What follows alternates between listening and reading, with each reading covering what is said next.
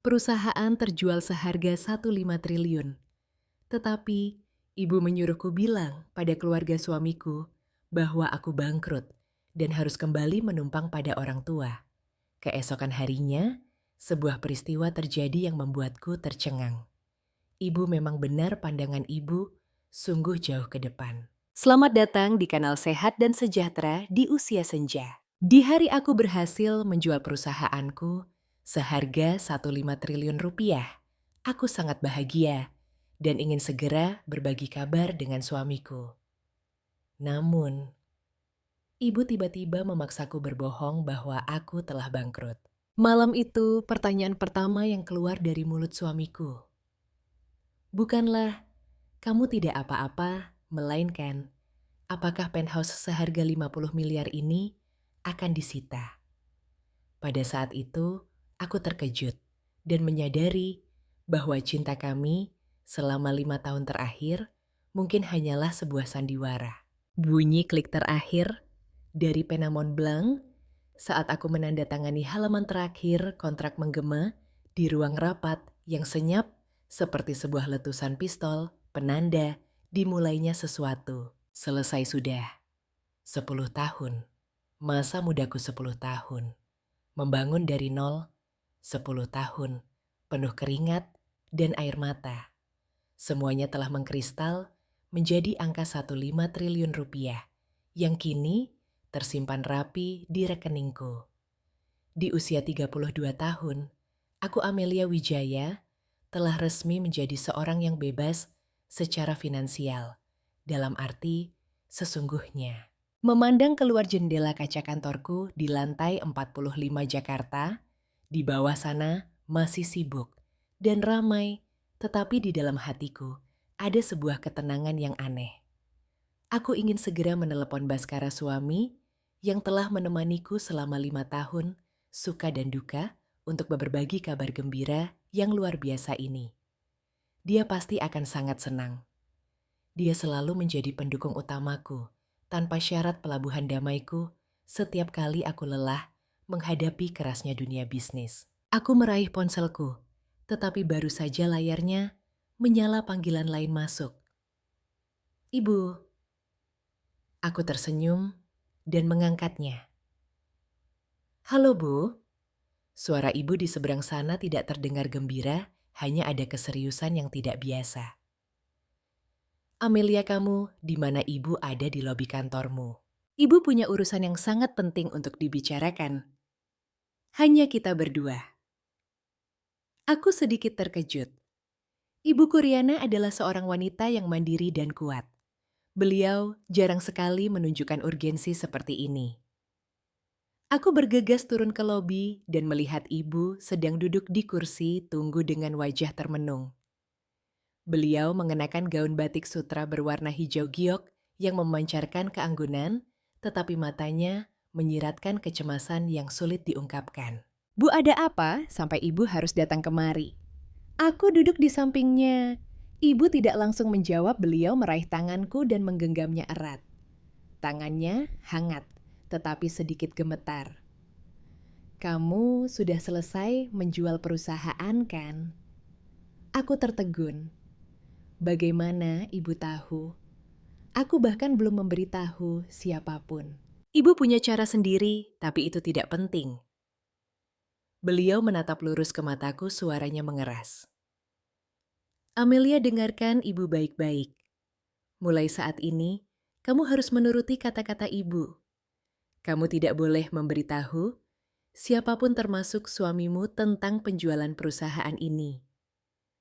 Sebaliknya, kamu harus mengatakan padanya dan seluruh keluarganya bahwa perusahaanmu bangkrut terlilit utang besar sampai harus pulang ke rumah ibu untuk menumpang hidup." Aku merasa seperti tersengat listrik. Aku menarik tanganku, menatap ibu seolah-olah beliau orang asing. "Ibu-ibu bicara apa? Kenapa aku harus melakukan itu? Hari ini adalah hari paling membahagiakan untukku. Aku harus berbagi dengan Baskara. Dia suamiku. Justru karena dia suamimu, makanya kamu harus melakukan ini." Suara ibu sedikit meninggi penuh keyakinan. Amelia, kamu lebih percaya ibu atau dia? Tentu saja, aku percaya suamiku. Kami sudah bersama selama 5 tahun, dia tidak pernah melakukan kesalahan apapun padaku. Bu, apa ibu mendengar gosip tidak baik tentangnya? Itu pasti hanya rumor, Bu. Aku mencoba membela pria yang kucintai. Dalam benakku Baskara adalah perwujudan kesempurnaan tampan elegan. Mencintai istri dan tidak pernah peduli dengan uangku. Ibuku menghela napas panjang dan berat. Amelia putriku sayang, kamu begitu cerdas di dunia bisnis, tapi begitu naif dalam urusan perasaan. Ibu tidak punya bukti konkret, tapi firasat seorang ibu, firasat seorang wanita yang telah melewati separuh hidup penuh badai, mengatakan pada ibu bahwa keluarga suamimu tidak sesederhana yang kamu kira. Sebenarnya, ibu sudah diam-diam meminta seseorang untuk mengawasi mereka selama beberapa minggu, tapi semuanya masih berupa potongan-potongan teka-teki. Ibu menceritakan potongan-potongan informasi yang telah beliau kumpulkan secara diam-diam. Kisah tentang Bapak Hartono, ayah mertuaku, yang dulu pernah menipu mantan istrinya untuk merebut aset. Kisah tentang Ibu Sinta, ibu mertuaku, yang dikenal licik saat berdagang di pasar. Dan juga beberapa keanehan pada diri Baskara sendiri. "Apa kamu tidak sadar?" kata ibu. "Setiap kali kamu memberinya hadiah mahal, dia selalu menolak, mengatakan tidak ingin istrinya boros. Kamu pikir itu sifat hemat, tapi ibu melihatnya sebagai siasat cerdas agar tidak dicap matre. Dia juga tidak pernah bertanya detail tentang penghasilanmu. Kamu pikir itu adalah bentuk rasa hormat, tapi ibu merasa itu karena dia tidak ingin kamu waspada. Dia sedang menunggu ikan yang lebih besar, Amelia." Setiap kata, ibu bagaikan jarum yang menusuk hatiku, yang sedang diliputi kebahagiaan. Aku ingin membantah, ingin menepis semuanya. Tapi logikaku mengatakan bahwa apa yang ibu katakan bukan tanpa alasan. Memang benar Baskara sangat aneh. Dia tidak pernah membiarkanku membayar biaya hidup bersama. Meskipun gajinya hanya sebagian kecil dari pendapatanku, dia selalu bersikap sebagai pria dengan harga diri tinggi. Tapi, benarkah demikian? Melihatku terdiam, ibu melanjutkan dengan suara yang lebih lembut. "Ibu tahu kamu mencintainya. Ibu juga tidak ingin mencurigai menantu ibu sendiri. Tapi, aset yang kamu hasilkan bukan hanya uang itu, adalah keringat dan masa mudamu. Kita tidak bisa meletakkannya di tangan seseorang yang tidak kita yakini. Anggap saja ini sebuah ujian, Amelia. Sebuah ujian terakhir untuk pernikahanmu. Jika dia benar-benar tulus mencintaimu, dia akan tetap di sisimu meskipun kamu tidak punya apa-apa. Tapi, jika dia seorang penipu, lebih baik kita tahu lebih awal. Kehilangan uang lebih baik daripada kehilangan seluruh hidupmu, putriku." Aku terduduk, diam, air mata mulai menggenang. Rencana makan malam perayaan yang romantis, kejutan yang membahagiakan, semuanya hancur berkeping-keping. Sebaliknya, aku harus mempersiapkan sebuah drama. Sebuah drama di mana aku adalah aktris utamanya dan kebahagiaan hidupku menjadi taruhannya. Aku menatap. Ibu menatap matanya yang tegas namun penuh kasih. Sejak kecil hingga dewasa, ibu tidak pernah salah. Beliau seorang diri membesarkanku, seorang diri membangun bisnis yang besar ini. Firasatnya, kebijaksanaannya telah menyelamatkanku berkali-kali. Akhirnya, aku menelan air mataku dan mengangguk. "Baiklah, Bu. Aku akan menuruti kata-kata ibu." Drama ini resmi dimulai. Malam itu penthouse kami di kawasan SCBD tetap gemerlap seperti biasa. Cahaya lampu kuning yang hangat memantul di atas meja makan yang telah kusiapkan dengan teliti, lengkap dengan lilin aromaterapi mawar dan sebotol anggur terbaik. Semuanya sempurna untuk malam perayaan ulang tahun pernikahan kelima kami. Kecuali suasana hatiku. Hatiku terasa berat, seperti ditimpa batu. Aku mengganti gaun sutra merah yang glamor dengan piyama katun sederhana. Melepaskan semua perhiasan dan berusaha membuat wajahku terlihat secapek dan sepucat mungkin. Aku duduk meringkuk di sofa besar mata, terpaku pada layar TV yang menayangkan film membosankan, tapi pikiranku melayang entah kemana. Tepat pukul 8 malam suara kunci diputar di pintu. Baskara pulang. Dia masuk dengan sebuket mawar merah di tangan senyum cerah yang selalu menghiasi wajahnya. Sayang, aku pulang. Selamat ulang tahun pernikahan kita yang kelima. Dia melangkah mendekat hendak memelukku tapi kemudian berhenti saat melihat penampilanku. Senyum di bibirnya perlahan memudar. Amelia, kamu kenapa? Kamu kelihatan tidak sehat, toh? Inilah saatnya. Momen aku harus mulai berakting. Aku mendongak menatapnya memaksakan senyum getir dan membiarkan air mata mengalir di pipiku. Aku tidak perlu berusaha keras, karena rasa sakit dan ketakutan di hatiku adalah nyata. Baskara, maafkan aku. Dia bergegas meletakkan buket bunga di meja, lalu berjongkok di sampingku dengan wajah penuh kekhawatiran. Ada apa sayang, ceritakan padaku? Jangan membuatku takut. Aku menahan gejolak emosi di dalam dada dan mengucapkan kebohongan yang telah kusiapkan. Perusahaanku bangkrut, Bas. Buket mawar di atas meja yang baru saja diletakkannya dengan tergesa-gesa tergelincir dari tepi dan jatuh ke lantai. Bunga-bunga merah yang indah berserakan di atas lantai marmer putih. Pemandangan yang indah namun terasa begitu tragis. Aku melihat mata Baskara terbelalak keterkejutan, tergambar jelas di wajahnya. Tapi yang membuat hatiku sesak bukanlah keterkejutannya, melainkan pertanyaan pertama yang meluncur dari bibirnya hampir seperti refleks. Bangkrut kok bisa bangkrut?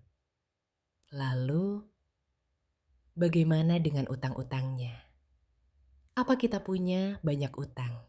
Tidak ada kata-kata penghiburan, tidak ada pelukan, tidak ada pertanyaan tentang perasaanku. Pertanyaan pertamanya adalah tentang utang. Peringatan ibu bergema jelas di kepalaku. Aku merasakan hawa dingin merayap di punggungku.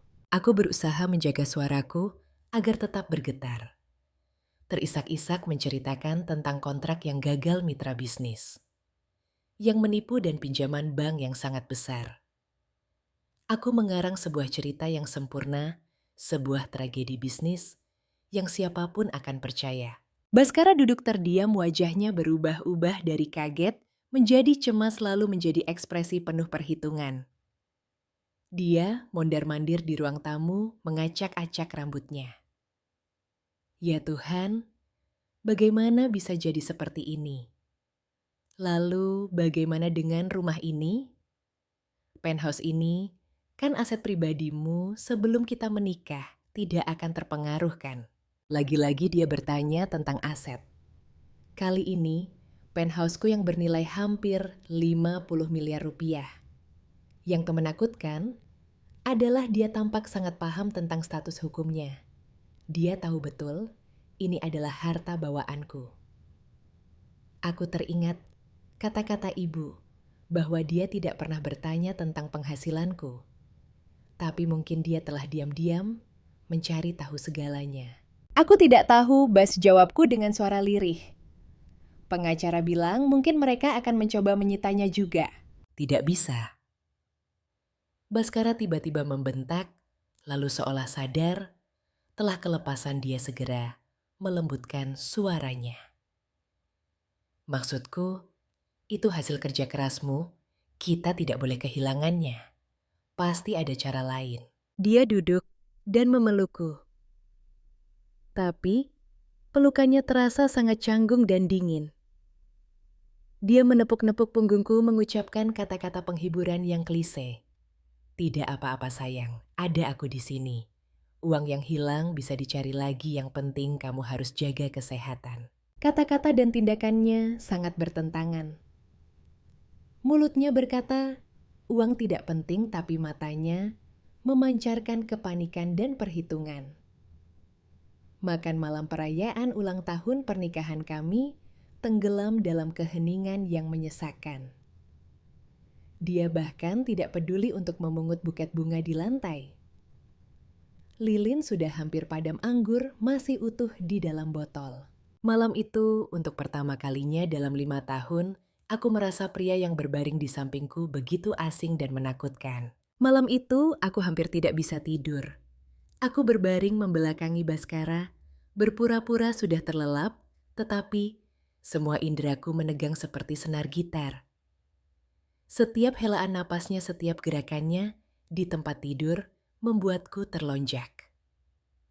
Aku bisa merasakan kegelisahan dan kecemasan yang terpancar darinya. Dia juga tidak tidur. Dia sedang berpikir, sedang menghitung. Tapi, apa yang dia hitung? Menyelamatkanku atau menyelamatkan dirinya sendiri? Sekitar pukul 2 pagi, ketika aku hampir terlelap, karena kelelahan aku merasakan Baskara dengan lembut turun dari tempat tidur. Dia berjalan berjinjit keluar dari kamar, berusaha tidak menimbulkan suara sedikit pun. Jantungku berdebar kencang. Kemana dia pergi jam segini? Aku menahan napas mendengarkan. Pintu ruang kerja di ujung koridor terbuka pelan lalu tertutup kembali. Rasa penasaran dan ketakutan yang luar biasa mendorongku. Aku perlahan bangkit turun dari tempat tidur, berjalan tanpa alas kaki di atas lantai kayu yang dingin. Aku menyelinap di sepanjang dinding, bersembunyi di balik pintu kamar tidur yang sedikit terbuka, mencoba melihat ke arah ruang kerja. Seberkas cahaya redup menyelinap dari celah pintu. Dia ada di dalam. Aku tidak berani mendekat, takut ketahuan. Aku hanya bisa berdiri dari kejauhan, menajamkan telinga untuk mendengar. Awalnya, aku hanya mendengar bisikan yang tidak jelas. Tapi kemudian, mungkin karena terlalu asyik dalam percakapan, suara Baskara menjadi lebih keras, cukup keras bagiku untuk menangkap beberapa potong kalimat.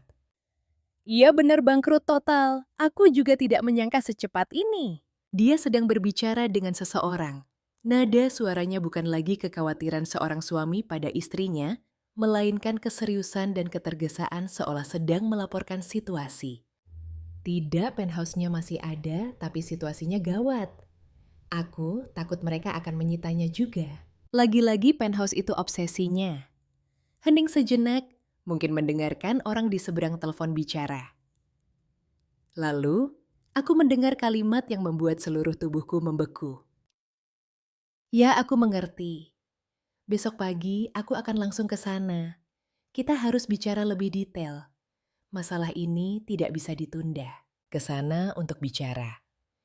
Dia sedang berbicara dengan orang tuanya. Dia berjanji akan ke rumah mereka besok pagi untuk membahas kebangkrutanku. Kenapa harus sembunyi-sembunyi menelepon tengah malam? Kenapa harus buru-buru pulang ke rumah mereka untuk berdiskusi? Seolah-olah ada sebuah konspirasi. Bukankah seharusnya seorang suami yang baik berada di sisi istrinya untuk menghibur dan memberi semangat saat tertimpa musibah? Kenapa dia malah mencari orang tuanya untuk berdiskusi? Aku berjinjit kembali ke tempat tidur, jantungku serasa diremas. Aku masuk ke dalam selimut, tapi tubuhku masih gemetar hebat. Rasa takut kini telah mengalahkan rasa sakit. Aku samar-samar bisa menebak apa yang akan mereka diskusikan. Mereka tidak akan membahas cara menolongku. Mereka akan membahas cara melepaskan diri dariku, seorang bangkrut yang terlilit utang. Mereka akan membahas bagaimana agar tidak terseret dan mungkin lebih dari itu. Beberapa saat kemudian, Baskara kembali ke kamar tidur. Dia naik ke tempat tidur dengan lembut, mungkin mengira aku masih tertidur lelap. Dia berbaring di sampingku, menghela napas panjang. Aku bisa merasakan ketegangan dalam napasnya. Malam itu mataku terbuka lebar menatap kegelapan. Citra suami yang kucintai selama 5 tahun perlahan runtuh, hancur berkeping-keping. Digantikan oleh orang lain. Orang asing yang penuh perhitungan dan berhati dingin. Sekarang aku tidak lagi meragukan kata-kata ibu. Ujian ini baru saja dimulai, tetapi sudah menunjukkan kenyataan yang begitu pahit dan kejam. Drama ini harus berlanjut. Aku harus mencari tahu, pada akhirnya, seberapa menakutkan wajah asli pria yang kupanggil suami dan keluarganya. Keesokan paginya, aku bangun dengan mata bengkak dan kepala pening. Aku sengaja menampilkan wajah lesu dan kuyu seseorang yang baru saja melewati malam tanpa tidur karena cemas. Baskara bangun lebih awal dariku. Dia sedang mengenakan pakaiannya terlihat sangat tergesa-gesa. "Pagi sayang," katanya suaranya sedikit canggung. "Hari ini kamu istirahat saja di rumah, jangan terlalu banyak pikiran. Aku harus ke rumah orang tua sebentar, ada urusan mendadak." Urusan apa yang begitu mendadak? Tanyaku dengan suara lemah. Bukan apa-apa. Hanya urusan keluarga kecil. Aku pergi sebentar, lalu segera kembali menemanimu. Dia menghindari tatapanku, buru-buru mencium keningku sekilas. Lalu mengambil tasnya dan pergi. Begitu pintu utama tertutup, aku langsung bangkit. Kelemahan tadi hilang, digantikan oleh tekad yang dingin. Aku cepat-cepat mengganti baju dengan pakaian berwarna gelap, memakai topi masker, dan kacamata hitam. Aku harus mengikutinya. Aku harus tahu apa yang akan mereka bicarakan. Aku memesan taksi online meminta sopir untuk menjaga jarak aman dari mobil Mercedes hitam milik Baskara. Mobilnya tidak mengarah ke pusat kota tempat orang tuanya tinggal di sebuah apartemen mewah yang kami belikan untuk mereka. Mobilnya justru berbelok ke arah Tebet menuju sebuah kompleks rumah susun tua yang kumuh. Aku teringat ini adalah tempat keluarganya tinggal sebelum aku dan Baskara menikah. Kenapa dia bertemu orang tuanya di sini? Mungkin karena tempat ini tersembunyi, tidak ada yang memperhatikan. Hal itu semakin meyakinkanku bahwa ada konspirasi busuk yang sedang berlangsung. Aku turun dari taksi, di ujung gang berjalan kaki mengikuti Baskara dari belakang. Dia berjalan sangat cepat berbelok ke sebuah tangga yang gelap dan lembab. Aku menunggu sejenak lalu menyelinap masuk. Apartemen lama orang tua mertuaku ada di lantai 3. Pintu kayunya sudah usang dengan cat yang mengelupas. Aku menempelkan telinga ke pintu menahan napas untuk mendengarkan. Beruntung mungkin karena mengira tempat ini aman mereka berbicara cukup keras. Suara pertama yang kudengar adalah suara Ibu Sinta. Ibu mertuaku melengking dan penuh nada sinis. "Ya Tuhan, kamu bilang apa si Amelia itu benar-benar bangkrut? Hartanya habis semua. Celaka kita kalau begini." Ibu tenang dulu. Suara Bapak Hartono. Ayah mertuaku terdengar lebih berat, namun penuh perhitungan. Bas coba ceritakan lagi, dari awal biar ayah dan ibu paham, utangnya berapa persis? Lalu aku mendengar suara suamiku. Suara yang semalam masih berjanji akan ada di sisiku kini, sedang dengan lancar menceritakan kembali kisah yang kukarang. Tapi dengan sikap yang sama sekali berbeda.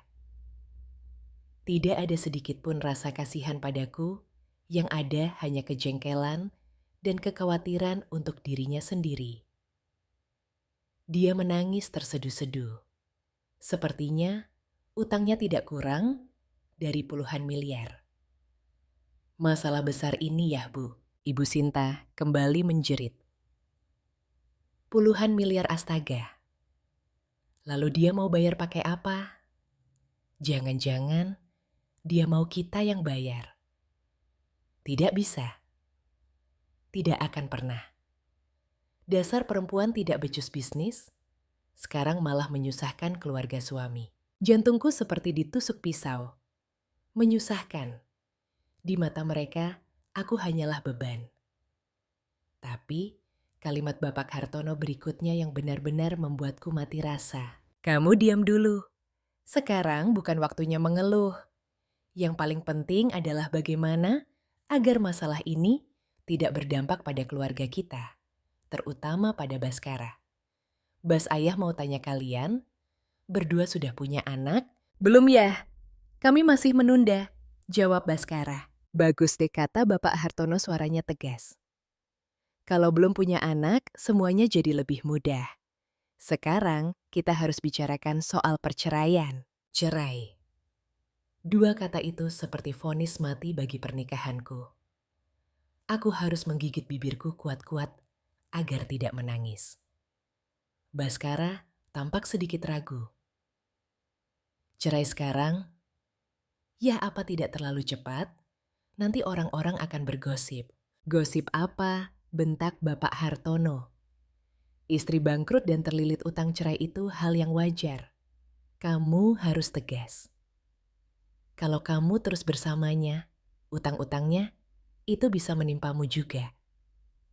Kita harus cepat-cepat urus perceraian, pembagian harta yang jelas.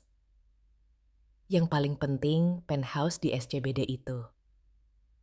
Secara hukum itu memang harta bawaan si Amelia, kita tidak bisa sentuh.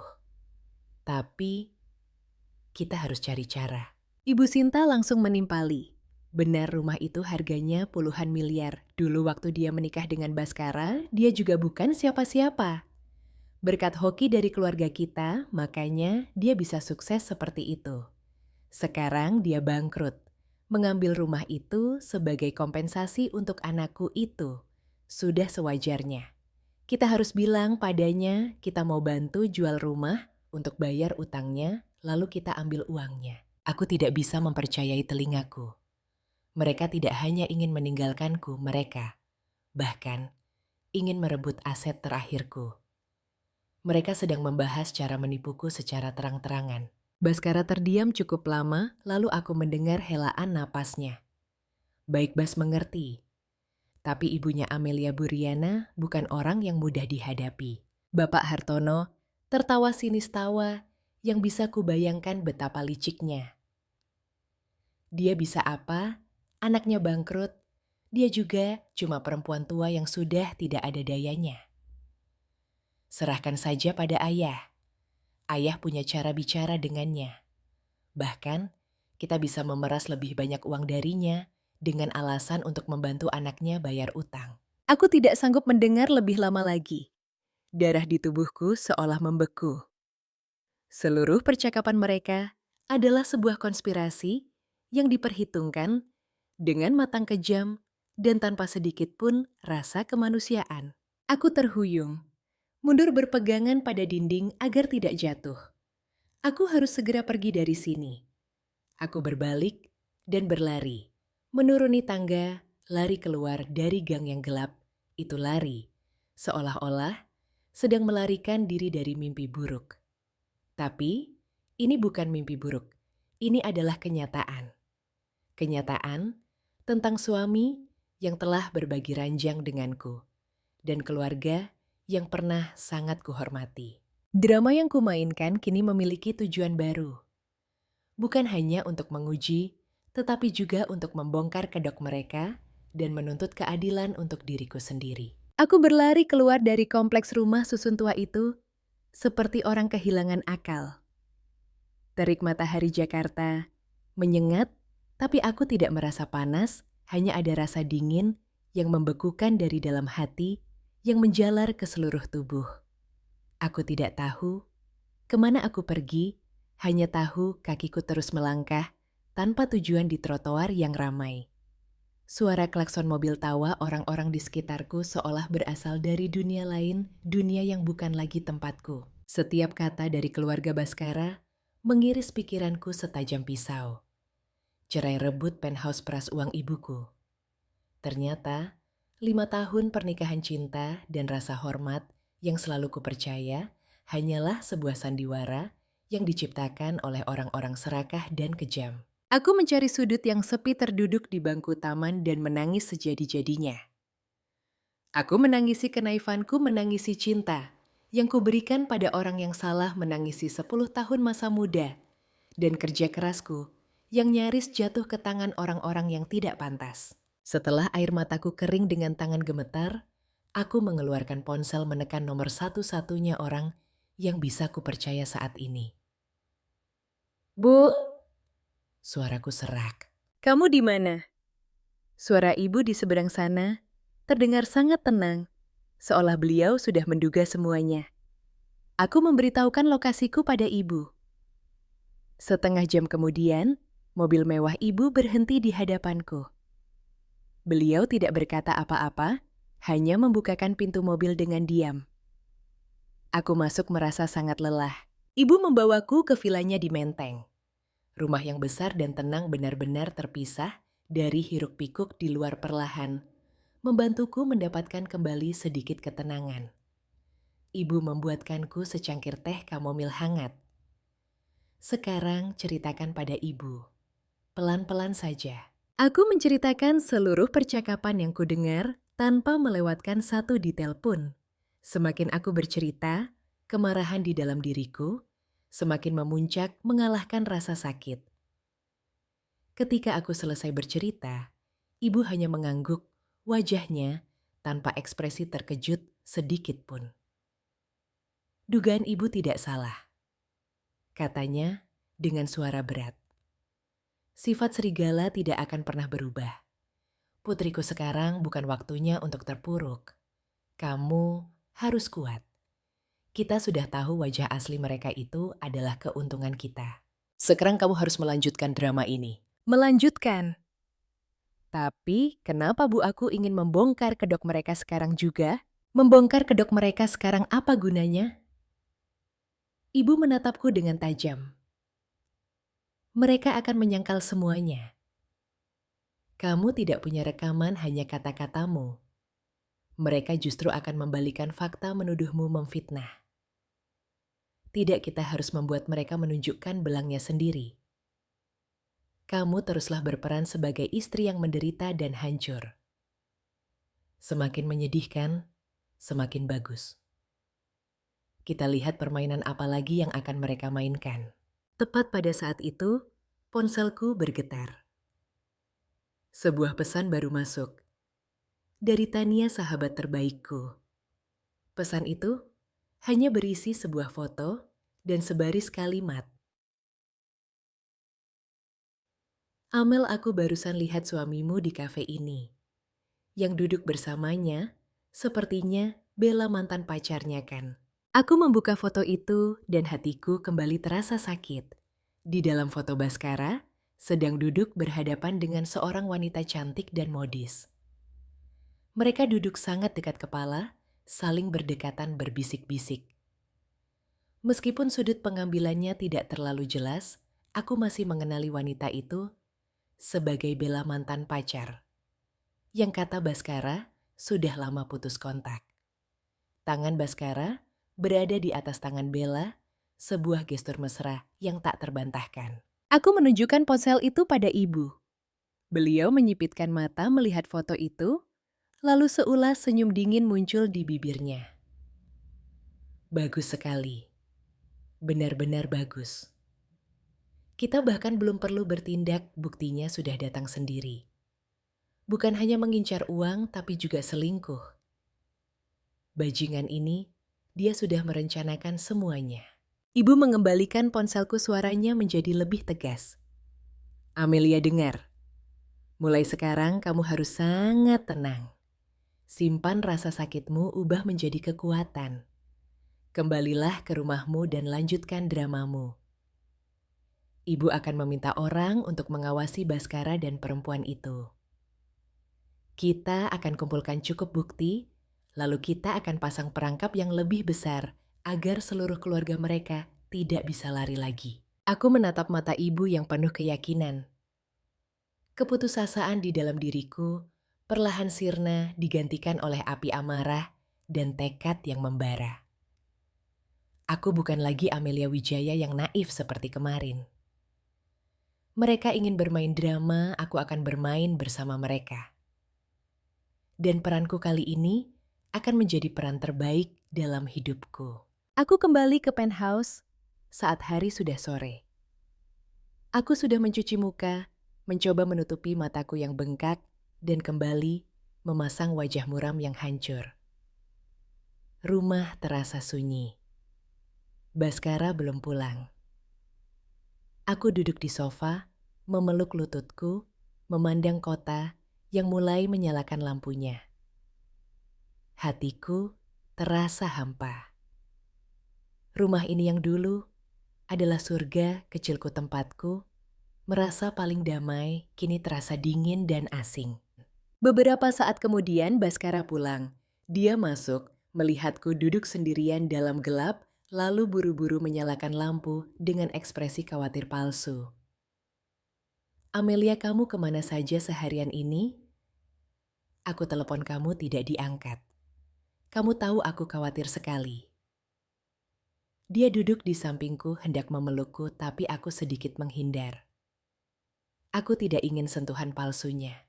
Aku menatapnya dengan suara serak. Aku hanya ingin menyendiri sebentar. Jangan begitu, Amelia. Apapun yang terjadi harus ada aku di sisimu. Dia menggenggam tanganku, memainkan peran sebagai suami yang setia dengan sempurna. Aku sudah berpikir keras. Masalah perusahaanmu kita pasti akan menemukan solusinya.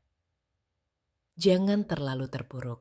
Beberapa hari berikutnya, Baskara terus berada di sisiku merawatku dengan sangat telaten. Dia memasak, membersihkan rumah, tidak membiarkanku melakukan apapun. Dia terus mengucapkan kata-kata manis, memberikan semangat melukiskan masa depan cerah, di mana kami berdua akan melewati kesulitan bersama dan membangun kembali semuanya dari awal. Aktingnya benar-benar luar biasa. Jika bukan karena aku mendengar sendiri konspirasi keluarganya, mungkin aku sudah percaya dan terharu hingga menangis. Tapi sekarang setiap kata dan tindakannya hanya membuatku merasa jijik. Dan kemudian, seperti yang aku dan ibu duga, setelah beberapa hari menghibur dia, mulai masuk ke babak utama. Malam itu setelah makan dia duduk di sampingku dengan wajah penuh keprihatinan. Ameliaku, mulainya dengan suara berat dan sedih. Beberapa hari ini para penagih utang terus meneleponmu, tapi kamu tidak mengangkatnya. Mereka akhirnya meneleponku. Mereka bilang kalau dalam minggu ini kita tidak bisa membayar utang yang paling mendesak mereka, akan menuntut kita dan menyegel rumah ini. Tentu saja tidak ada penagih utang. Itu adalah nomor-nomor tak dikenal yang sengaja tidak kuangkat. Aku berpura-pura panik. Benarkah Bas lalu? Lalu kita harus bagaimana? Baskara menghela napas menggenggam tanganku. Aku tahu tidak pantas membicarakan ini sekarang, tapi situasinya sudah sangat mendesak. Bagaimana kalau kamu coba bicara dengan ibumu? Ibu sangat menyayangimu. Beliau pasti tidak akan tega melihatmu menderita. Umpan telah dilemparkan. Aku berpura-pura ragu menggelengkan kepala. Tidak bisa, Bas. Aku sudah terlalu banyak mengecewakan ibu. Aku tidak punya muka lagi untuk meminta uang pada ibu. Aku tidak bisa. Kamu harus bisa. Baskara membujuk dengan suara yang lebih mendesak. Ini bukan meminta, tapi kita pinjam, sementara pada ibu untuk mengatasi kesulitan ini. Nanti, kalau bisnis kita sudah membaik lagi, kita akan kembalikan pada ibu beserta bunganya. Kita ini suami istri Amelia. Kehormatanmu adalah kehormatanku juga. Tapi sekarang menyelamatkan rumah ini adalah yang terpenting. Aku tidak bisa membiarkanmu kehilangannya. Dia menyebutkan angka yang spesifik, angka yang mungkin telah dia dan keluarganya perhitungkan dengan matang. Aku sudah bicara dengan mereka. Utang yang paling mendesak adalah 30 miliar rupiah. Hanya dengan uang itu, kita bisa tenang untuk sementara. 30 miliar rupiah angka yang tidak sedikit. Aku tahu betul tujuan mereka. Mereka ingin mengambil uang ini lalu mencari cara untuk bercerai dan merebut penthouseku. Aku terdiam cukup lama berpura-pura sedang bergulat dengan batin. Akhirnya, aku menatapnya dengan mata berkaca-kaca. Baiklah, demi kamu, demi rumah tangga ini, aku akan mencobanya. Seketika, aku mengambil ponsel, menekan nomor ibu, dan mengaktifkan loudspeaker di hadapan Baskara. Bu, aku sengaja membuat suaraku terdengar parau. Amelia ini ibu. Kamu baik-baik saja? Suara ibu di seberang sana terdengar penuh kekhawatiran. Aku mulai menangis menceritakan kisah tentang penagih utang dan ancaman kehilangan rumah. Aku bilang aku sudah di jalan buntu, tidak punya pilihan lain selain meminta tolong pada ibu. Baskara yang duduk di sampingku mengangguk-angguk, memberiku isyarat untuk mengucapkan kata-kata yang lebih menyedihkan lagi. Ibuku di seberang sana terdiam cukup lama. Aku bisa mendengar helaan napasnya. Sudahlah putriku, jangan menangis lagi. Masalah sebesar ini tidak enak dibicarakan lewat telepon. Besok kalian berdua datanglah ke rumah ibu. Kita akan duduk dan bicara baik-baik. Panggilan berakhir. Baskara menghela napas lega, senyum puas sekilas terlihat di wajahnya sebelum dia berhasil menyembunyikannya. Dia memelukku erat. Tuh kan, apa kataku? Ibu pasti akan membantu kita. Semuanya akan baik-baik saja, sayang. Aku menyandarkan kepalaku di bahunya, tapi hatiku terasa dingin. Perangkap telah dipasang dan ikan yang serakah sudah mulai memakan umpannya. Keesokan paginya, Baskara bangun sangat pagi.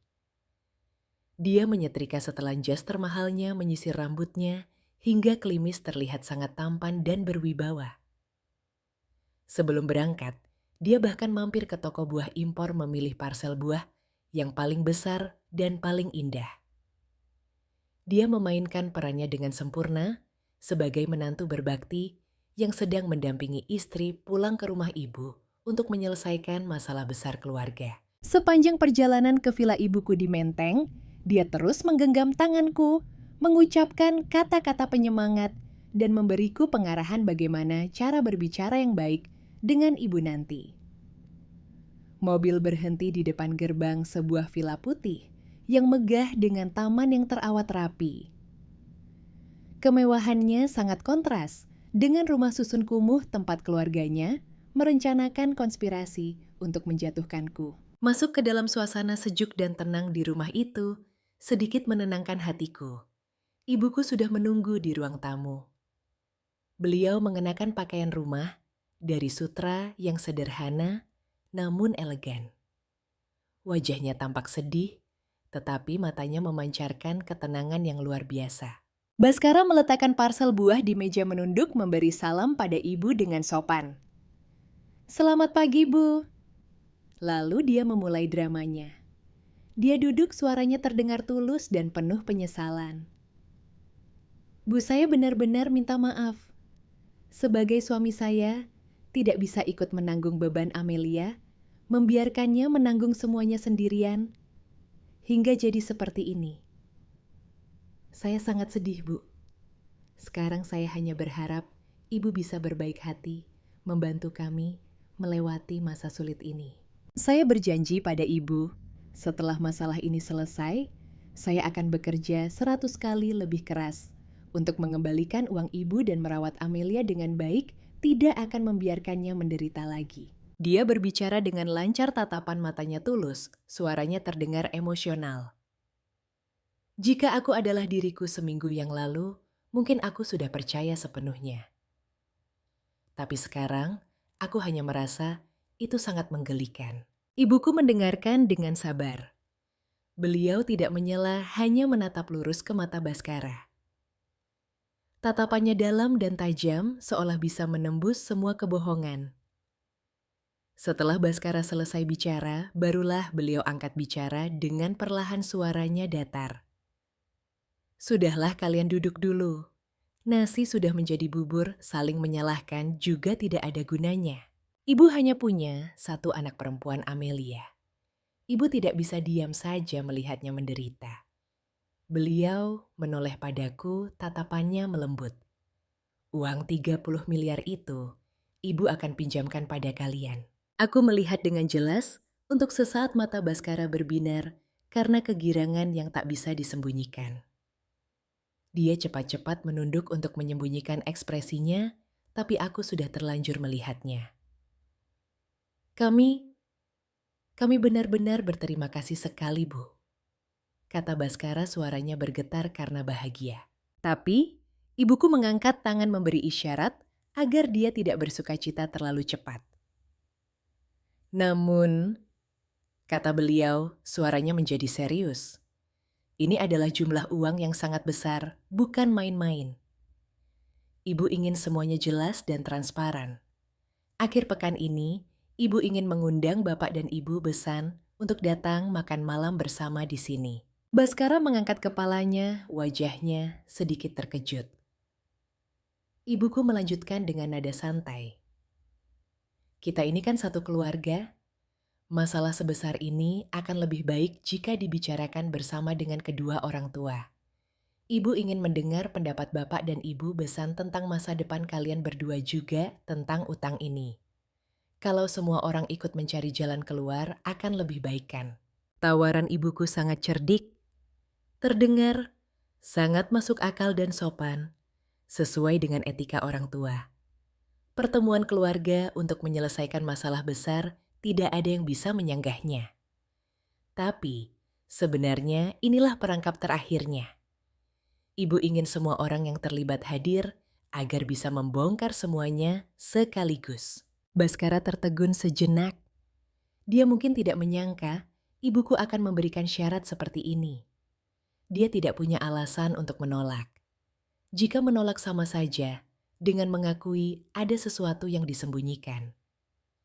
Setelah beberapa detik kebingungan, dia terpaksa mengangguk. Iya, Bu. Benar sekali, kata ibu. Tentu saja, itu ide yang bagus. Biar saya sampaikan pada ayah dan ibu saya.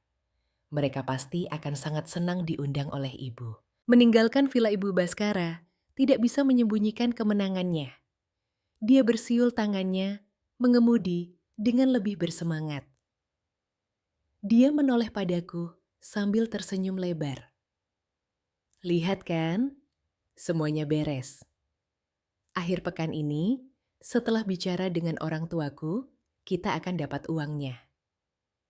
Semua kesulitan akan berlalu. Aku tidak berkata apa-apa, hanya memalingkan wajah keluar jendela. Jakarta masih ramai, tapi di mataku semuanya seolah melambat. Drama terbesar, babak penutupan, akan segera dimulai. Dan aku sudah siap untuk peranku. Sabtu malam, villa ibuku terang benderang. Suasana di dalam sangat kontras dengan keheningan biasanya. Ibu sudah meminta koki menyiapkan jamuan makan malam yang mewah dengan hidangan-hidangan terbaik. Aku duduk di samping ibu mengenakan gaun sederhana, wajahku tetap mempertahankan ekspresi muram. Yang diperlukan untuk peranku, tetapi di dalam hati aku tegang luar biasa. Ini adalah malam penentuan. Tepat pukul 7 keluarga Baskara tiba. Mereka turun dari sebuah mobil mewah yang aku yakin mereka sewa untuk pamer. Bapak Hartono mengenakan setelan jas licin dengan sepatu kulit mengkilap. Ibu Sinta mengenakan gaun malam berwarna merah, menyala, penuh dengan perhiasan, berkilauan yang terlihat norak. Keduanya berusaha tampil berkelas, tetapi tidak bisa menyembunyikan keserakahan di mata mereka saat memandangi seisi villa. Halo Ibu Besan. Lama tidak bertemu, makin cantik dan awet muda saja. Ibu Sinta menyapa dengan suara melengking antusias menggenggam tangan ibuku. Selamat malam, ibuku tersenyum diplomatis dengan lembut menarik tangannya. Silakan masuk Bapak Ibu dan Nak Baskara. Makan malam dimulai dengan suasana canggung. Bapak Hartono dan Ibu Sinta terus melontarkan basa-basi memuji masakan koki, lalu mengagumi kekayaan ibuku. Mereka mencoba mengarahkan pembicaraan seolah-olah kedua keluarga sangat akrab dan erat. Mengenai masalah anak-anak kita, kami di rumah mendengarnya sampai ikut cemas, Bu. Bapak Hartono memulai pembicaraan setelah menenggak beberapa gelas anggur. Baskara ini anak kami satu-satunya. Amelia juga menantu kesayangan kami. Mereka sedang kesulitan kami, sebagai orang tua juga ikut sedih. Untunglah, masih ada ibu di sini sebagai sandaran yang kuat. Betul, Bu, timpal Ibu Sinta. Amelia memang ceroboh sampai bisnisnya rugi. Tapi ya sudahlah, harta bisa dicari lagi. Yang penting keluarga kita tetap bersama. Kami ini orang tidak punya. Tidak bisa bantu banyak, hanya bisa memberi semangat. Semuanya bergantung pada ibu. Akting mereka sangat bagus. Satu pihak berpura-pura bijaksana, pihak lain mengeluh miskin. Tapi tujuan akhirnya tetap sama, mengincar uang 30 miliar rupiah milik ibuku. Ibuku hanya mendengarkan dalam diam, sesekali mengangguk. Beliau dengan tenang mengambil sepotong abalon dan meletakkannya di piring Ibu Sinta. Bapak dan Ibu benar. Anak berbuat salah, orang tua ikut menanggung. Untuk masalah Amelia, saya juga merasa ikut bertanggung jawab karena tidak mendidiknya dengan baik. Beliau berhenti sejenak menatap ketiga orang itu bergantian. Suasana di meja makan tiba-tiba menjadi hening. Lalu, beliau melanjutkan dengan suara perlahan tapi jelas. Tapi, ada satu hal yang selalu saya pikirkan.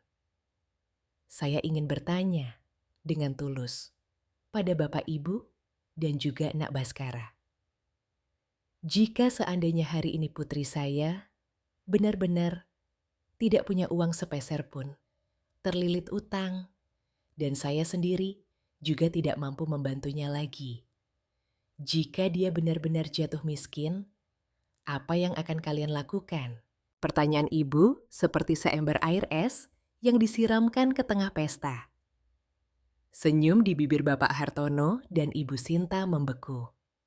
Baskara yang hendak mengambil makanan juga menghentikan tangannya di udara. Mereka bertiga saling pandang dengan ekspresi bingung. Ibu bicara apa, Ge? Ibu Sinta tergagap. Tentu saja kami akan tetap menyayanginya. Dia kan menantu kami. Menyayangi. Ibuku tersenyum sinis. Menyayangi dengan cara merencanakan perceraian untuk lepas dari beban. Menyayangi dengan cara mencari celah untuk merebut rumahnya. Atau menyayangi dengan cara memeras lebih banyak uang dari perempuan tua ini. Setiap kata yang diucapkan ibu membuat wajah ketiga orang itu semakin pucat. Mereka menatap ibuku seolah melihat hantu. Ruang makan menjadi begitu sunyi, hingga suara Baskara menelan ludah pun terdengar. Bapak Hartono adalah yang pertama kali mencoba menguasai diri, meskipun suaranya sedikit gemetar. Ibu besan, maksud? Ibu, apa kami tidak mengerti?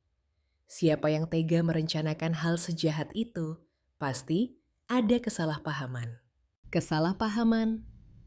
Ibuku tetap tenang tapi tatapannya setajam pisau.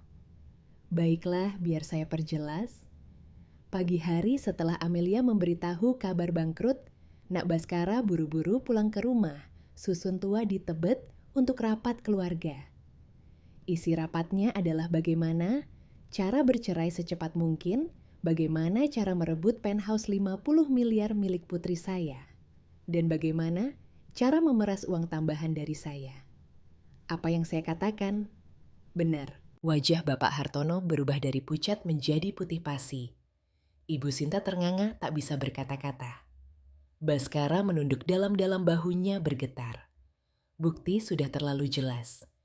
Ibuku tahu lokasi dan isi pertemuan rahasia mereka. Di saat yang paling tegang, ponsel yang kuletakkan di meja tiba-tiba berdering keras. Ini adalah sinyal yang sudah diatur sebelumnya. Aku menatap ibu beliau mengangguk pelan. Aku mengangkat ponsel dengan tangan gemetar memaksakan ekspresi ketakutan yang luar biasa.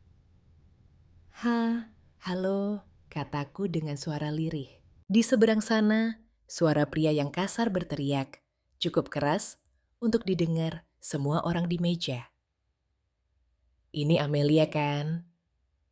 Saya telepon untuk mengingatkan utang 30 miliar. Batas waktunya hari ini. Kalau tidak ada uang besok, kami akan kirim orang untuk sita rumah. Jangan coba-coba kabur. Aku berakting seolah-olah nyata ponsel jatuh dari tanganku ke atas meja. Aku menutupi wajahku menangis terseduh-seduh. Mereka menagih utang. Mereka bilang, besok akan sita rumah. Bagaimana ini? Dramaku adalah pemicu terakhir.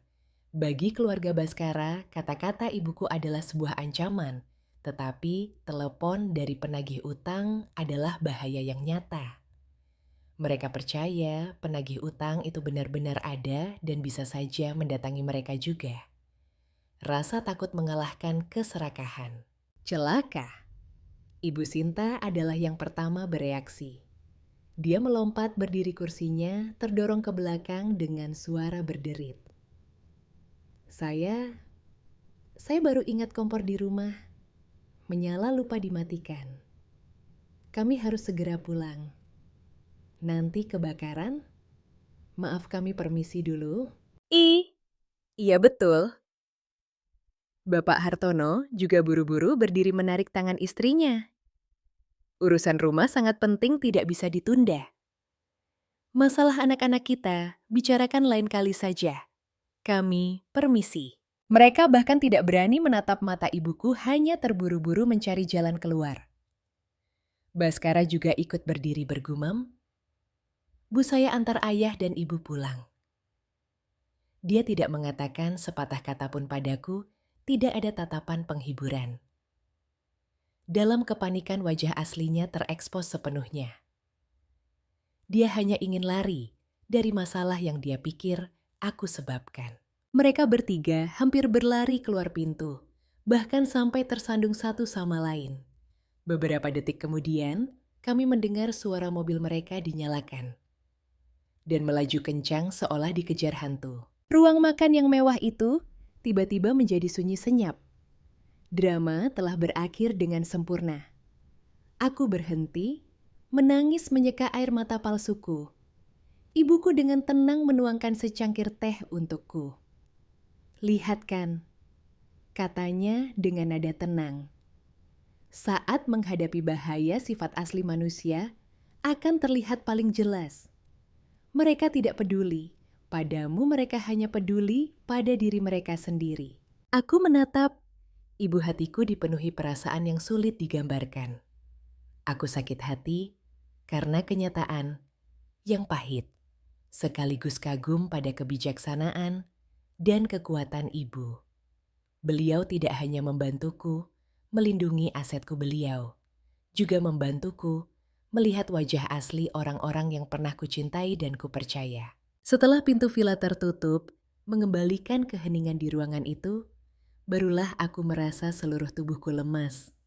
Rasanya seperti baru saja melewati pertempuran tanpa suara tembakan, dan kini semua tenaga terkuras habis. Aku duduk di sofa yang empuk, memandang ibu yang dengan tenang merapikan meja teh. Ibu tidak terkejut sama sekali? Tanyaku, suaraku masih serak. Ibu meletakkan cangkir tehnya dan menatapku. Cahaya lampu kristal menerpa rambutnya yang mulai beruban, membuatnya berkilauan. Terkejut tidak, Amelia? Ibu tidak terkejut. Ibu hanya sedih.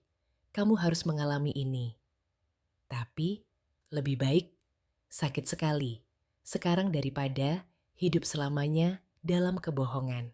Beliau duduk di sampingku menggenggam tanganku yang masih sedikit dingin.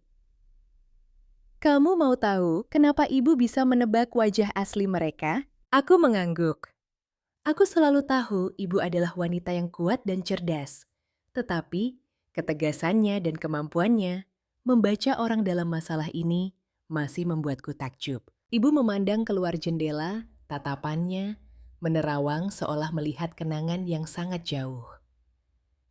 Karena beliau mulai bercerita dengan suara berat dan datar, 30 tahun yang lalu, ibu pernah berada di posisimu.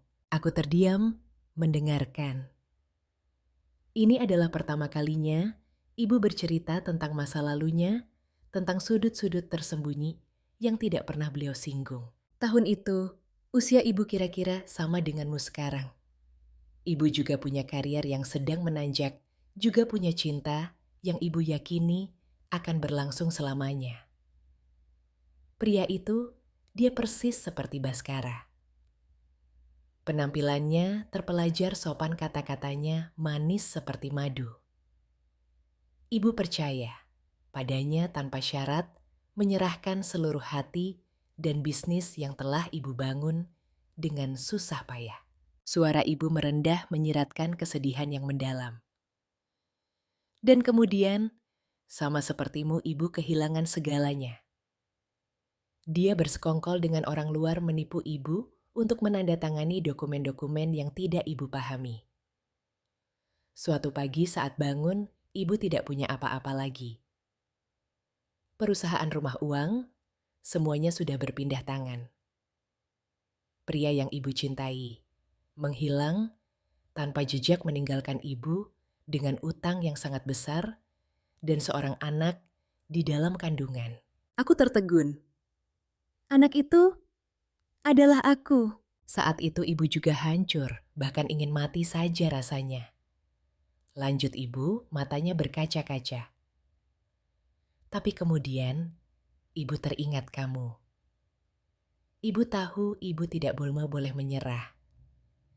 Ibu harus hidup bukan hanya untuk diri sendiri, tapi juga untukmu. Ibu tidak memilih jalan balas dendam yang heboh. Ibu memilih untuk bangkit dari tempat ibu jatuh. Apa yang ibu lakukan, Bud? Tanyaku dengan suara tercekat. Ibu belajar hukum. Ibu mempelajari sendiri semua dokumen mencari celah dalam kontrak yang dia gunakan untuk menjebak ibu. Ibu mencari setiap orang yang terlibat mengumpulkan bukti sedikit demi sedikit. Pertarungan hukum itu berlangsung hampir 2 tahun, tidak ada yang percaya ibu akan menang. Tapi pada akhirnya, keadilan berpihak pada ibu. Ibu berhasil merebut kembali semua yang menjadi hak ibu, bukan dengan air mata, tapi dengan akal dan hukum. Beliau kembali menatapku, matanya menjadi lebih tegas. Amelia ibu menceritakan, ini bukan agar kamu tenggelam dalam masa lalu ibu. Ibu ingin kamu mengerti bahwa kita para wanita boleh lemah dalam perasaan, tapi tidak boleh menyerah pada penipuan. Uang yang hilang bisa dicari lagi, tapi kehormatan dan harga diri tidak boleh dibiarkan diinjak-injak siapapun. Keluarga Baskara telah membuat kesalahan yang sangat besar. Mereka telah meremehkanmu dan juga meremehkan ibu. Aku memeluk ibu, erat-erat air mataku kembali menetes. Tapi kali ini, bukan karena kesedihan, melainkan karena haru dan terima kasih. Aku mengerti sekarang. Aku mengerti sumber kekuatan ibu. Beliau telah mengubah luka masa lalunya menjadi kebijaksanaan dan baju zirah untuk melindungiku. Kisah ibu telah menyalakan api di dalam diriku. Aku tidak hanya akan menuntut keadilan, aku akan membuat orang-orang yang telah menipuku membayar harga yang sangat mahal. Beberapa hari setelah makan malam penentuan itu, aku tidak kembali ke penthouse. Aku tinggal di villa bersama ibu.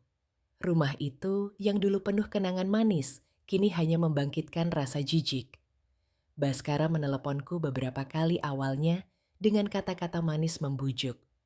Kemudian saat aku tidak mengangkatnya, dia beralih mengirim pesan-pesan marah dan menyalahkan. Aku tidak peduli. Drama telah usai, aku tidak punya alasan lagi untuk berakting di hadapannya. Yang perlu kulakukan sekarang, seperti kata ibu, adalah mengubah rasa sakit menjadi kekuatan. Ibu telah mempersiapkan segalanya dari jauh-jauh hari, sebuah persiapan yang tidak kusadari.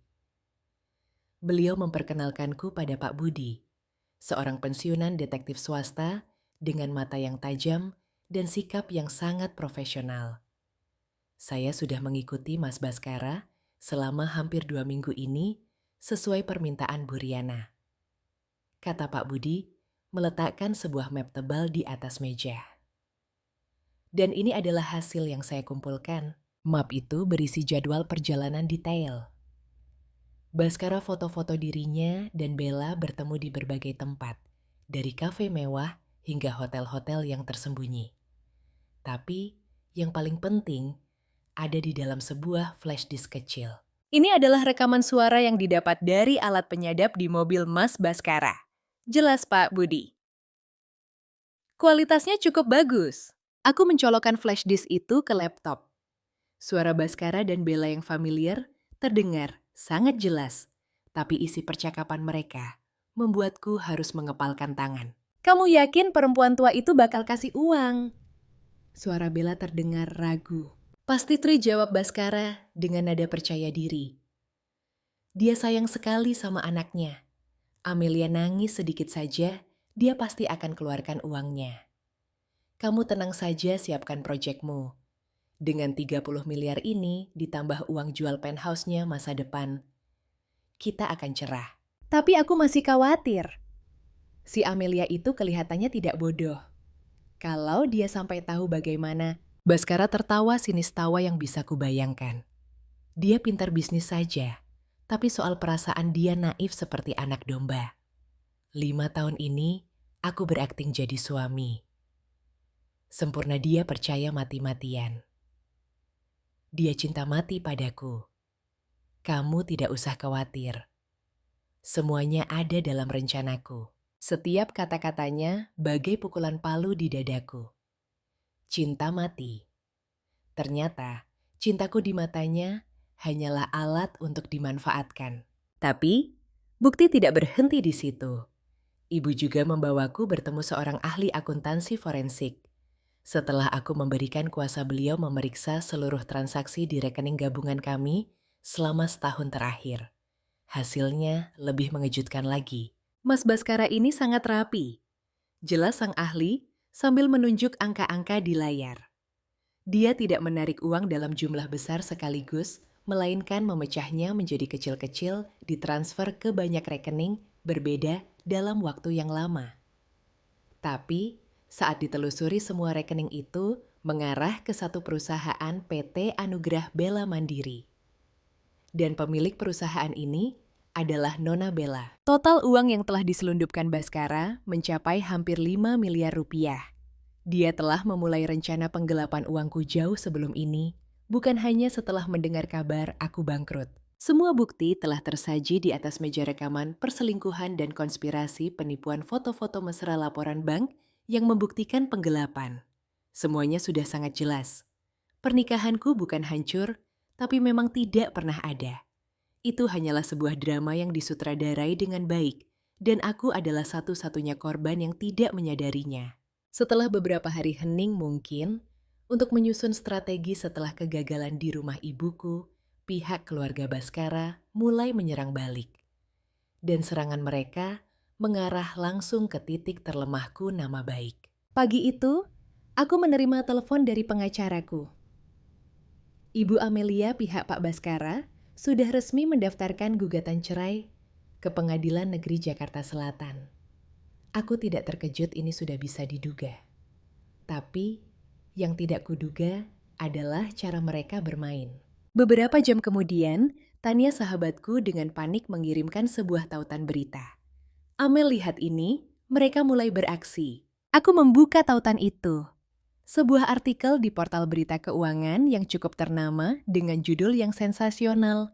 Pengusaha wanita triliuner Amelia Wijaya sembunyikan aset dan tipu suami menjelang perceraian. Artikel itu ditulis oleh seseorang dengan nama Pena Reza yang kemudian ku ketahui adalah sepupu Baskara yang bekerja sebagai wartawan. Isinya adalah pemutarbalikan fakta yang sangat keji. Artikel itu sama sekali tidak menyinggung kebangkrutanku, sebaliknya, ia membongkar keberhasilanku menjual perusahaan seharga 1,5 triliun rupiah. Ini adalah informasi rahasia yang seharusnya hanya diketahui olehku, ibu, dan beberapa orang terdekat. Tapi, alih-alih menjadi kabar baik, artikel itu mengubahnya menjadi sebuah konspirasi. Dikatakan bahwa aku sengaja menyembunyikan transaksi ini dari suamiku. Begitu menerima uang aku, langsung membuat drama bangkrut mengusir suamiku dari rumah dan secara sepihak menuntut cerai untuk menguasai seluruh uang itu tanpa membaginya sesuai hukum harta gonogini. Artikel itu juga mengutip sumber terdekat yang pasti adalah keluarga Baskara yang menceritakan betapa hancur dan terpuruknya Baskara saat ditipu oleh istrinya sendiri. Dia digambarkan sebagai korban yang malang, seorang suami yang berbakti pada keluarga, namun dikhianati dengan kejam. Artikel itu menyebar dengan sangat cepat. Opini publik yang tidak tahu cerita sebenarnya mulai menyerangku. Di forum-forum dan media sosial, orang-orang mulai menyebutku wanita serakah penipu dan berhati dingin. Mereka bilang aku kaya tapi pelit kejam pada suami yang telah menemaniku selama 5 tahun. Reputasi yang kubangun selama 10 tahun terancam hancur dalam sekejap. Aku duduk di kamarku, membaca setiap komentar, setiap kritik, amarahku meluap-luap. Mereka bukan hanya penipu, mereka juga pengecut yang tega menggunakan cara paling kotor untuk mencemarkan nama baik orang lain. Ibuku masuk dan meletakkan tangan di bahuku. Tenang putriku, inilah yang mereka inginkan. Mereka ingin kamu marah, kehilangan kendali, dan membuat kesalahan. Mereka ingin menciptakan tekanan publik untuk merugikan posisimu di pengadilan. Beliau menatapku dengan tatapan tegas. Tapi mereka lupa satu hal. Kebenaran akan selalu menjadi kebenaran. Semakin mereka mencoba memutarnya, semakin mahal harga yang harus mereka bayar saat kebenaran terungkap. Pertarungan sesungguhnya baru saja dimulai, Amelia. Dan kita sudah punya semua senjata di tangan kita. Benar. Mereka punya opini publik, tapi aku punya bukti. Pertarungan ini aku tidak boleh kalah. Badai media yang menerpa membuatku untuk sementara waktu memutuskan hubungan dengan dunia luar. Tapi di dalam ketenangan villa, sebuah pertanyaan besar terus menghantui pikiranku, membuatku resah. Siapa yang membocorkan informasi rahasia tentang penjualan perusahaan pada Baskara? Ini bukan informasi yang mudah didapat. Kontrak penjualan ini sangat rahasia. Hanya aku, ibu tim pengacara, dan beberapa staf inti di perusahaan lamaku yang tahu detailnya. Baskara dan keluarganya melalui sepupunya yang wartawan tahu angka pastinya 1,5 triliun rupiah. Ini membuktikan bahwa di lingkaran kepercayaanku ada seorang pengkhianat. Coba kamu ingat lagi, di perusahaanmu, siapa orang yang paling kamu percaya, yang paling tahu seluk-beluk keuanganmu? Ibu duduk di hadapanku, mengaduk tehnya dengan tatapan serius. Sebuah nama melintas di benakku, tapi aku segera menepisnya. Tidak mungkin dia. Maksud ibu? Vina. Aku menyebut nama itu dengan ragu. Vina direktur keuanganku.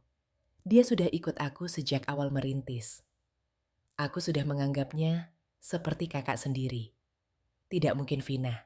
Vina adalah wanita yang cerdas, kompeten, dan sangat pendiam. Selama 10 tahun, dia adalah tangan kananku mengelola seluruh pembukuan dan arus kas perusahaan dengan sempurna. Aku mempercayai Vina, sepenuhnya memberinya rahasia-rahasia bisnis terpenting. Aku tidak pernah meragukan kesetiaannya. Ibuku tidak berkata apa-apa, hanya meletakkan cangkir tehnya. Hati orang siapa yang tahu, nak? Justru orang yang paling kamu percaya saat mereka berkhianat, tusukannya akan terasa paling dalam. Kamu bilang Vina dekat denganmu, tapi apa kamu tahu tentang kehidupan pribadinya? Pertanyaan ibu membuatku terdiam. Memang benar aku dan Vina dekat dalam pekerjaan, tapi soal kehidupan pribadi, aku tahu sangat sedikit. Vina orang yang cukup tertutup. Aku hanya tahu dia punya beberapa teman dekat, tapi belum pernah bertemu mereka. Biar Pak Budi yang mencari tahu tentang Nona Vina ini, kata ibu dengan tegas. Kita harus tahu segalanya sebelum ke pengadilan. Hanya butuh 2 hari Pak Budi kembali dengan informasi yang membuatku terperangah. Beliau meletakkan sebuah foto lama di atas meja. Foto itu memperlihatkan sekelompok 4 gadis muda yang tertawa ceria di halaman kampus. Aku langsung mengenali Vina. Dan gadis yang merangkul bahu Vina sambil tersenyum tak kalah lebar adalah Bella. Mereka sahabat karib sejak kuliah, kata Pak Budi. Satu kelas satu kamar di asrama dan masih sangat dekat sampai sekarang. Foto di hadapanku adalah bukti yang tak terbantahkan merangkai semua kepingan teka-teki. Dadaku terasa sesak seperti ditimpa batu. Vina dan Bella adalah sahabat karib. Apa artinya itu? Artinya Vina, orang yang paling kupercaya, tahu hubungan antara aku dan Baskara sejak awal. Artinya, Vina telah memberikan semua informasi keuanganku pada Bella dan Baskara. Artinya, seluruh pernikahanku dari awal hingga akhir berada dalam sebuah drama yang disutradarai oleh suamiku sendiri dan rekan kerja kepercayaanku. Rasa sakit karena pengkhianatan ini bahkan lebih besar daripada saat aku menemukan wajah asli Baskara. Baskara adalah orang luar, tapi Vina adalah bagian dari keluarga keduaku. Aku telah memperlakukannya dengan tulus, berbagi kesuksesan dan kesulitan dengannya. Tapi dia dengan kejam menusukku dari belakang. Kenapa kau Tessa? Bisiku pada diriku sendiri. Kenapa dia melakukan ini? Karena uang dan mungkin juga karena iri hati. Jawab ibuku dengan dingin. Mungkin dia tidak terima melihatmu lebih sukses darinya. Ular berbisa yang kamu pelihara di rumahmu selama 10 tahun sudah waktunya untuk dicabut taringnya. Kebenaran telah terungkap. Menyakitkan, tapi jelas. Sekarang aku tahu siapa yang kuhadapi. Bukan hanya sebuah keluarga serakah, tapi sebuah aliansi jahat yang direncanakan dengan sangat rapi. Hari sidang pertama di Pengadilan Negeri Jakarta Selatan, area di sekitar gedung pengadilan sudah dipenuhi wartawan. Kasus perceraianku setelah artikel dari Reza telah menjadi topik panas yang menarik perhatian publik. Aku turun dari mobil, dikelilingi oleh pengacara dan pengawal yang telah disiapkan ibu. Puluhan lensa kamera mengarah padaku, lampu kilat menyala tanpa henti. Aku menjaga wajahku tetap tenang, berjalan dengan kepala tegak. Di seberang Baskara dan keluarganya juga baru tiba. Berbeda denganku, mereka menampilkan diri sebagai korban yang malang. Baskara terlihat lebih kurus, matanya cekung, wajahnya muram. Ibu Sinta terus menyeka air mata dengan sapu tangan, sementara Bapak Hartono merangkul putranya berpura-pura menghibur. Mereka memainkan drama yang sempurna di depan media. Sidang dimulai. Suasana di dalam ruang sidang terasa serius dan tegang. Pengacara Baskara menyampaikan argumennya terlebih dahulu. Mereka mengulangi tuduhan dalam artikel menuduhku menipu dalam pernikahan dan menyembunyikan aset. Mereka menunjukkan bukti-bukti perubahan sikapku yang tiba-tiba menjadi dingin setelah menjual perusahaan. Mereka bahkan menghadirkan beberapa tetangga yang aku yakin telah disuap untuk bersaksi bahwa mereka sering melihatku membentak dan memperlakukan Baskara dengan buruk. Semuanya bertujuan untuk membangun citraku sebagai istri yang jahat, serakah, dan kejam. Aku duduk diam, mendengarkan tanganku terkepal di bawah meja.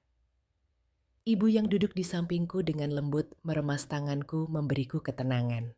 Saat tiba giliran kami, ketua tim pengacaraku, seorang pria paruh baya, yang berwibawa bernama Pak Armaman. Arman maju dengan tenang. Yang mulia majelis hakim mulainya dengan suara yang jelas dan tegas. Apa yang baru saja disampaikan oleh pihak penggugat adalah kebohongan dan fitnah untuk mencemarkan nama baik klien saya, Ibu Amelia Wijaya. Dan berikut ini kami akan menunjukkan pada Yang Mulia siapa penipu yang sebenarnya dan siapa korban sesungguhnya dalam pernikahan ini. Pak Arman mulai menyajikan bukti-bukti. Pertama adalah laporan rekening bank yang detail merinci setiap transaksi transfer dari rekening gabungan kami ke perusahaan cangkang milik Bella dengan total hampir 5 miliar rupiah. Wajah Baskara berubah. Dia tidak menyangka kami bisa melacak transaksi yang begitu rapi itu. Selanjutnya, Pak Arman meminta izin untuk memutar sebuah rekaman suara. Seluruh ruang sidang hening. Suara Baskara dan Bella terdengar jelas membahas rencana menipu ibuku merebut penthouse dan kata-kata yang merendahkanku. Ibu Sinta yang duduk di kursi pengunjung ternganga, sementara Bapak Hartono pucat pasi. Tetapi pukulan telak masih ada di belakang. Pak Arman menunjukkan sebuah map berisi dokumen. Yang Mulia ini adalah bukti bahwa bahkan sebelum menikah dengan klien saya Tuan Baskara, sudah menjalin hubungan dengan Nona Bella. Dan hubungan mereka tidak pernah berakhir selama 5 tahun pernikahan. Tidak hanya itu, kami juga punya bukti bahwa Nona Vina, mantan direktur keuangan perusahaan Ibu Amelia, yang juga sahabat Nona Bella, telah membocorkan informasi rahasia perusahaan kepada Tuan Baskara dan Nona Bella. Situasi berbalik total. Bisik-bisik mulai terdengar di ruang sidang. Para wartawan di belakang mulai mengetik dengan cepat. Wajah percaya diri pihak Baskara telah hilang digantikan oleh kepanikan. Pengacara mereka mencoba membantah mengatakan, rekaman itu editan dan transaksi bank adalah transaksi bisnis biasa. Tapi, di hadapan bukti-bukti yang begitu kuat dan logis semua argumen mereka menjadi lemah dan tidak berarti. Sidang pagi berakhir. Saat kami melangkah keluar sikap para wartawan telah berubah 180 derajat. Mereka mengerumuni pihak Baskara melontarkan pertanyaan tentang rekaman suara hubungan dengan Bella dan uang 5 miliar. Keluarga Baskara harus bersusah payah untuk keluar dari kerumunan dan masuk ke mobil. Aku tahu kami telah memenangkan babak pertama, tapi pertempuran belum berakhir. Setelah sidang pagi itu, opini publik mulai berbalik arah. Portal-portal berita serentak memberitakan bukti-bukti yang terungkap di pengadilan. Kritik terhadapku perlahan menghilang digantikan oleh kecurigaan dan kemarahan yang ditujukan pada Baskara. Namun, aku dan ibu tahu kami tidak boleh lengah. Pihak seberang pasti tidak akan tinggal diam. Sore itu, saat aku sedang berdiskusi dengan para pengacara aku, menerima pesan dari nomor tak dikenal. Saya Bella. Ada hal penting yang ingin saya bicarakan. Temui saya di kafe di Taman Suropati. Sendirian. Bella, kenapa dia ingin menemuiku sekarang? Aku menunjukkan pesan itu pada ibu. Bagaimana menurutmu? Tanya ibu. Aku tidak tahu, jawabku ragu. Bisa jadi ini jebakan. Tapi bisa juga, dia panik dan ingin mencari jalan keluar. Ibu juga berpikir begitu, kata ibu.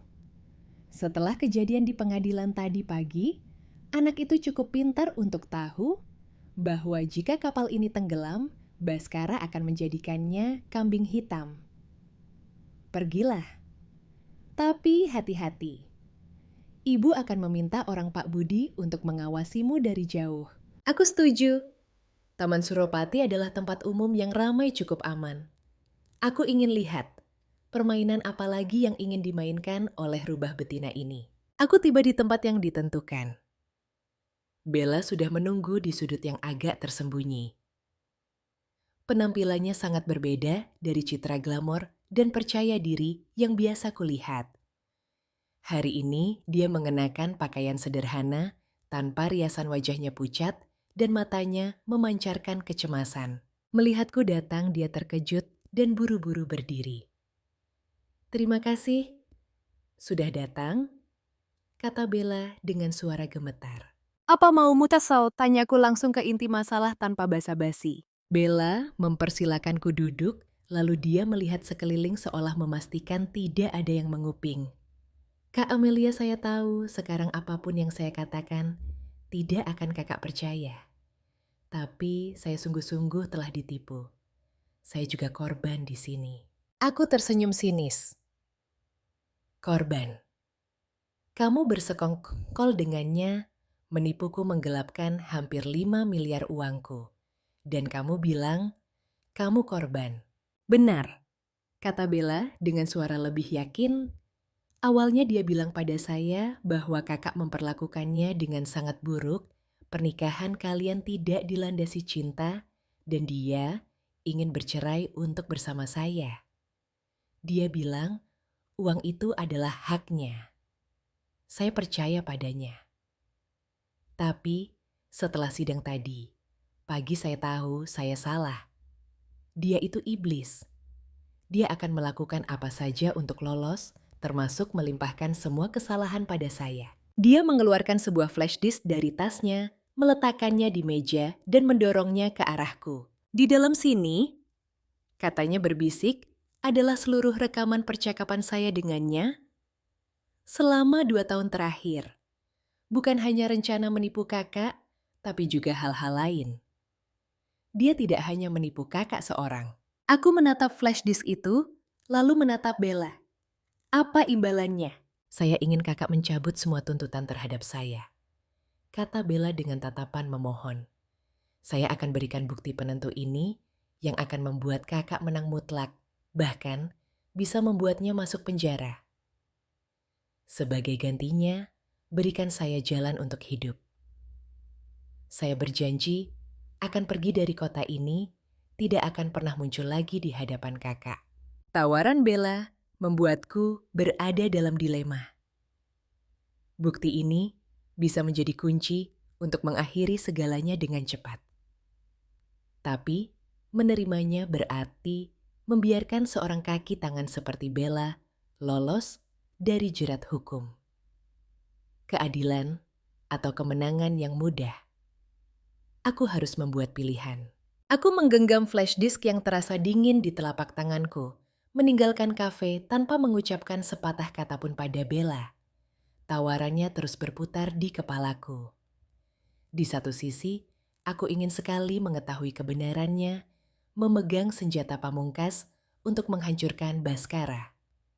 Di sisi lain, gagasan untuk berkompromi dengan orang seperti Bella membuatku muak. Setibanya, di villa ibu sudah menunggu di ruang tamu. Beliau melihat flash disk di tanganku, lalu menatap lurus ke mataku. Kamu sudah memutuskan? Aku tidak tahu, Bu. Aku mengaku. Aku ingin tahu isinya, tapi aku tidak mau membiarkannya lolos begitu saja. Kalau begitu, dengarkan dulu isinya, kata ibu dengan tenang. Ketahui kekuatan lawan dan kekuatan kita, maka kita tidak akan kalah. Kita perlu tahu seluruh kebenarannya, baru kita putuskan langkah selanjutnya. Aku menuruti kata-kata ibu. Kami masuk ke ruang kerja. Aku mencolokkan flash disk ke laptop. Puluhan file rekaman muncul diurutkan berdasarkan tanggal. Aku menarik napas dalam-dalam mengklik file rekaman tertua dari 2 tahun yang lalu, tidak lama setelah aku dan Baskara menikah. Suara Baskara dan Bella kembali terdengar. Tapi kali ini bukan diskusi tentang rencana menipuku, melainkan tawa rayuan dan kesombongan. Kamu memang hebat ya. Suara Bella terdengar kagum. Perempuan bernama Dewi itu pasti sampai sekarang masih bingung kenapa perusahaan kosmetiknya bisa tiba-tiba bangkrut. Dewi, sebuah nama yang asing. Jantungku mulai berdebar lebih kencang. Baskara tertawa congkak. Trik lama sayang. Perempuan apalagi yang punya sedikit uang, tapi kurang. Kasih sayang gampang sekali ditipu. Cukup bersikap manis pengertian dan memanjakannya. Sebentar mereka akan percaya mati-matian. Saat itu suruh tanda tangan apa saja pasti mau. Lalu bagaimana dengan istrimu? Tanya Bella nadanya sedikit cemburu. Si Amelia itu kelihatannya tidak bodoh. Dia itu ikan paus. Suara Baskara menjadi lebih berat penuh perhitungan. Dia berbeda dengan Dewi. Dia punya ibu tua yang licik di belakangnya. Harus sabar. Aku akan pelan-pelan membangun kepercayaan, menjadikan diriku suami paling sempurna di matanya. Sampai saat dia benar-benar percaya dan menyerahkan segalanya padaku, barulah jala ditarik. Tunggu saja, hari itu tidak akan lama lagi. Aku terpaku di depan laptop. Setiap rekaman yang dibuka mengungkap kebenaran yang lebih mengerikan dari yang bisa kubayangkan. Baskara bukan penipu amatir yang dibutakan oleh keserakahan. Dia adalah seorang penipu pernikahan profesional. Dia punya metode skenario yang diperhitungkan dengan matang untuk memangsa wanita-wanita sukses, namun kesepian sepertiku. Aku bukanlah korban pertamanya. Sebelum aku ada seorang wanita bernama Dewi. Dan mungkin setelah aku, jika rencananya berhasil, akan ada wanita-wanita lain. Pernikahanku, cintaku ternyata hanyalah sebuah proyek bisnis yang direncanakan bahkan sebelum kami resmi berkenalan. Vina yang mengenalkanku pada Baskara bukanlah sebuah kebetulan, melainkan langkah yang sudah diatur. Amarah di dalam diriku perlahan mendingin digantikan oleh rasa ngeri yang menusuk tulang. Ini bukan lagi kisah pribadiku semata. Ini adalah kisah tentang iblis berwujud manusia, seorang predator yang menghancurkan hidup para wanita untuk keuntungannya sendiri. Rasa sakitku tiba-tiba terasa begitu kecil di hadapan kejahatan yang begitu sistematis dan kejam ini. Aku mematikan laptop. Keraguan di dalam diriku telah sirna sepenuhnya. Aku menatap ibu dengan tatapan tegas. Bu, aku tahu apa yang harus kulakukan. Setelah persidangan yang berlangsung berhari-hari dengan rentetan bukti yang disajikan sidang putusan, akhirnya tiba. Dengan bukti-bukti tak terbantahkan yang kami ajukan majelis hakim, tidak memerlukan waktu lama untuk mengambil keputusan. Hakim ketua seorang wanita paruh baya dengan wajah tegas membacakan putusan dengan suara lantang. Pengadilan mengabulkan gugatan ceraiku. Seluruh harta bawaanku sebelum menikah termasuk penthouse dan uang 1,5 triliun rupiah dari penjualan perusahaan ditetapkan bukan sebagai harta gono gini dan aku memiliki hak penuh atasnya. Mengenai uang hampir 5 miliar rupiah yang digelapkan Baskara Pengadilan, mewajibkan Baskara untuk mengembalikan seluruhnya kepadaku dan merekomendasikan agar kasus ini dilimpahkan ke pihak kepolisian untuk diselidiki sebagai tindak pidana penipuan dan penggelapan. Mendengar putusan itu, Ibu Sinta menjerit, lalu pingsan di ruang sidang. Bapak Hartono terduduk lemas di kursinya, wajahnya menua 10 tahun. Baskara berdiri mematang matanya, kosong menatap ke depan. Dia telah kalah. Kalah telak. Aku memenangkan kasus ini, sebuah kemenangan yang gemilang. Tapi, hatiku tidak merasakan sedikit pun kegembiraan. Yang kurasakan hanyalah kelelahan dan kehampaan. Dalam perjalanan pulang, Pak, Arman bertanya padaku, Ibu Amelia mengenai flash disk dari Nona Bella. Apakah kita akan menyerahkannya pada pihak kepolisian? Itu akan menjadi bukti pamungkas untuk menjerat Tuan Baskara dengan pasal penipuan dan mungkin bisa membuka kembali kasus korban bernama Dewi. Ibuku duduk di sampingku dalam diam menunggu keputusanku. Aku tahu jika aku menyerahkan flash disk ini, Baskara pasti akan masuk penjara. Dan Bella sebagai pemberi bukti mungkin akan mendapatkan keringanan hukuman sesuai dengan syarat yang dia ajukan. Itu adalah jalan termudah dan tercepat. Tetapi, bayangan wanita bernama Dewi Korban yang belum pernah kutemui terus muncul di benakku. Dan juga kisah ibuku 30 tahun yang lalu. Jika saat itu, ibuku memilih solusi yang mudah, apakah akan ada aku yang sekarang? Aku menoleh pada Pak Arman, suaraku tenang dan jelas. Pak, saya ingin Bapak melakukan 2 hal. Pertama, serahkan seluruh rekaman ini kepada pihak kepolisian. Tapi kedua, saya tidak setuju dengan perjanjian imunitas apapun untuk Nona Bella. Dia adalah kaki tangan dalam kejahatan ini dan harus bertanggung jawab di hadapan hukum. Pak Arman sedikit terkejut. Tapi Bu, jika begitu, proses penyelidikan bisa menjadi lebih rumit. Nona Bella bisa jadi tidak kooperatif. Saya mengerti, jawabku. Tapi saya tidak ingin sebuah kemenangan yang tidak utuh. Saya menginginkan keadilan bukan balas dendam pribadi. Keadilan harus ditegakkan untuk semua orang, untuk saya, untuk korban bernama Dewi, dan untuk para wanita lain yang bisa saja menjadi korban di masa depan. Pelaku kejahatan harus dihukum, dan mereka yang membantu kejahatan juga tidak bisa lepas dari tanggung jawab. Ibuku mendengar keputusanku. Beliau tidak berkata apa-apa, hanya mengangguk pelan dan tersenyum. Senyum yang langka, namun penuh kebanggaan. Aku tahu, aku telah membuat pilihan yang benar. Pilihan yang mungkin lebih sulit, tapi membuat hati nuraniku tenang. Aku bukan lagi korban yang hanya bisa meratapi nasib. Aku telah belajar dari ibu cara mengubah luka menjadi kekuatan dan mengubah pertarunganku sendiri menjadi pertarungan demi kebenaran. Alih-alih tenggelam dalam euforia kemenangan atau kepuasan balas dendam, aku justru merasakan dorongan kuat dari dalam diri. Aku tidak ingin kisahku berhenti sebagai sebuah kasus perceraian yang heboh di media. Aku ingin mengubahnya menjadi sesuatu yang lebih berarti, sebuah peringatan, sebuah sumber kekuatan bagi para wanita lain. Beberapa minggu setelah putusan pengadilan, aku memutuskan untuk menerima tawaran wawancara eksklusif dari sebuah stasiun televisi besar. Aku tidak memilih untuk menulis status panjang di media sosial atau menjawab pertanyaan wartawan seadanya. Aku ingin menghadapi publik secara langsung, menceritakan seluruh kisahku dengan sejujur-jujurnya. Wawancara berlangsung di sebuah studio yang ditata sederhana namun khidmat. Aku mengenakan setelan blazer berwarna putih, rambutku disanggul rapi.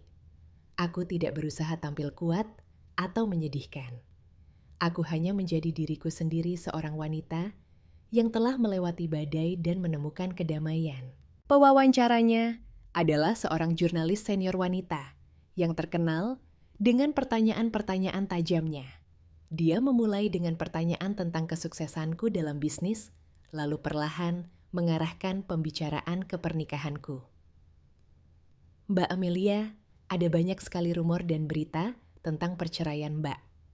Hari ini, di hadapan jutaan pemirsa, bisakah Mbak berbagi cerita dari sudut pandang Mbak sendiri? Aku menarik napas dalam-dalam, menatap lurus ke lensa kamera, di mana aku tahu jutaan pasang mata sedang menonton. Terima kasih atas kesempatannya. Aku memulai dengan suara tenang dan jelas. Saya di sini hari ini bukan sebagai korban, tapi sebagai seorang penyintas. Saya ingin menceritakan kisah saya, bukan untuk mencari simpati, tapi untuk berbagi sebuah pelajaran yang mahal. Aku menceritakan semuanya. Dari drama kebangkrutan yang dirancang ibuku, reaksi pertama Baskara konspirasi yang terbongkar di rumah susun tua, hingga bukti-bukti penipuan yang sistematis. Aku tidak menggunakan kata-kata yang kasar atau penuh kebencian. Aku hanya menuturkan fakta sebuah kebenaran yang telanjang dan menyakitkan. Saya pernah sangat mencintai dan mempercayai suami saya. Kataku, suaraku sedikit tercekat, tapi tidak goyah. Dan kepercayaan itulah yang nyaris menghancurkan hidup saya. Saya sadar bahwa dalam cinta, sama seperti dalam bisnis, kita harus memiliki kewaspadaan. Kita harus melindungi hasil kerja keras kita, tidak hanya dengan ketekunan, tetapi juga dengan pemahaman hukum. Di akhir wawancara, jurnalis itu bertanya tentang rencanaku ke depan. Inilah saat yang kutunggu-tunggu. Setelah melalui semua ini, kataku, mataku berbinar dengan keyakinan baru. Saya sadar ada banyak sekali wanita di luar sana, terutama para pengusaha wanita rintisan, yang bisa jatuh ke dalam situasi yang sama seperti saya. Mereka punya bakat, punya ambisi, tapi kurang pengalaman dan perlindungan hukum. Mereka mudah menjadi mangsa bagi orang-orang jahat. Karena itu, hari ini saya ingin secara resmi mengumumkan pendirian Yayasan Anggrek. Seluruh studio hening. Yayasan Anggrek, lanjutku dengan bangga, akan menjadi organisasi nirlaba dengan tujuan mendukung para pengusaha wanita rintisan dari segi finansial dan terutama konsultasi hukum. Kami ingin menciptakan sebuah jaring pengaman, sebuah sandaran yang kokoh agar tidak ada lagi wanita yang harus berjuang sendirian saat menghadapi ketidakadilan dan penipuan. Dan saya sangat terhormat untuk mengumumkan bahwa penasihat senior yayasan ini tidak lain adalah ibu saya, Ibu Riana Wanita, yang telah menularkan semua kekuatan dan kebijaksanaannya pada saya untuk melewati badai. Lampu sorot studio menerpaku, tapi kali ini aku tidak merasa silau. Aku merasa hangat. Aku telah mengubah luka pribadiku menjadi sebuah obor, dan aku berharap obor ini akan menerangi jalan bagi banyak wanita lain. Wawancaraku menciptakan gelombang yang lebih dahsyat dari badai media sebelumnya. Malam itu juga, nama Yayasan Anggrek menjadi kata kunci yang paling banyak dicari. Opini publik berbalik total. Orang-orang tidak lagi melihatku sebagai pengusaha kaya yang baru saja mengalami perceraian heboh. Mereka melihatku dengan tatapan berbeda kagum hormat. Mereka menjulukiku Sri Kandi Anggrek, simbol ketangguhan, kecerdasan, dan kemanusiaan. Ribuan email dan pesan dari berbagai penjuru masuk menyatakan dukungan untukku dan Yayasan Anggrek. Banyak pengusaha wanita sukses lainnya yang ikut angkat bicara berbagi kisah mereka dan berjanji akan mendukung yayasan. Pengaruh wawancara itu jauh melampaui yang bisa kubayangkan. Sementara itu, keluarga Baskara harus menghadapi penghakiman dari masyarakat dan hukum. Setelah aku menyerahkan flash disk dari Bella, pihak kepolisian bergerak cepat. Dengan bukti yang tak terbantahkan, Baskara, Bella, dan Vina ditetapkan sebagai tersangka. Beberapa bulan kemudian, pengadilan pidana menjatuhkan vonis. Keluarga Baskara tidak hanya kehilangan seluruh harga diri, tetapi juga harus menghadapi hukuman yang berat. Aku dengar setelah semuanya terbongkar, Bapak Hartono terkena stroke dan terbaring lumpuh. Ibu Sinta setiap hari menangis pontang-panting mencari pinjaman untuk menyuap sana-sini demi anaknya, tapi sia-sia. Apartemen mewah yang kubelikan untuk mereka terpaksa dijual untuk menutupi utang. Mereka kembali ke rumah susun kumuh di Tebet, hidup dalam cemoohan tetangga. Suatu sore aku menerima telepon dari nomor tak dikenal. Itu Baskara. Dia menelepon dari penjara. Suaranya di seberang sana tidak lagi terdengar sombong dan percaya diri. Yang tersisa hanyalah kelelahan dan penyesalan. Amelia, Bu. Ini aku Ndarta, katanya dengan suara serak. Aku minta maaf. Aku tahu sekarang sudah terlambat, tapi aku benar-benar minta maaf. Aku terdiam. Aku salah Amel. Aku dibutakan oleh keserakahan. Aku telah menghancurkan satu-satunya wanita yang tulus mencintaiku. Jika bisa diulang, Tidak ada jika, Baskara. Potongku dengan suara tenang namun dingin. Apa yang telah kamu lakukan tidak akan bisa dihapus oleh permintaan maaf. Kamu tidak hanya berutang maaf padaku. Kamu berutang pada Mbak Dewi dan berutang pada nuranimu sendiri. Gunakan waktumu di sana untuk merenungkan perbuatanmu. Itu satu-satunya hal yang bisa kamu lakukan sekarang. aku menutup telepon. Tidak ada rasa puas, tidak ada lagi kebencian. Hanya ada ketenangan. Semua dendam dan luka mulai saat ini telah benar-benar berakhir. Acara peluncuran Yayasan Anggrek diadakan dengan khidmat di sebuah hotel megah di tepi Teluk Jakarta. Acara itu dihadiri oleh banyak pengusaha media dan para wanita yang terinspirasi oleh kisahku. Aku berdiri di atas panggung dengan kebaya putih yang anggun memandang ke arah hadirin yang memenuhi ruangan hatiku dipenuhi kehangatan. Dalam pidatoku, aku tidak banyak bicara tentang diriku sendiri. Aku berbicara tentang bunga anggrek, tentang kekuatan tersembunyi di dalam diri para wanita, dan tentang pentingnya persatuan dan saling membantu. Setelah acara selesai, saat tamu sudah mulai berkurang, ibu membawaku bertemu dengan seorang wanita, bertubuh mungil dengan wajah yang lembut, namun matanya menyiratkan kesedihan yang mendalam. "Amelia ini Mbak Dewi," perkenal ibu. Aku tertegun sejenak. "Dewi, korban lain Baskara? Dia ada di sini." Terlihat lebih rapuh dari yang kubayangkan. "Halo Amelia," kata Mbak Dewi pelan. Suaranya sedikit malu-malu.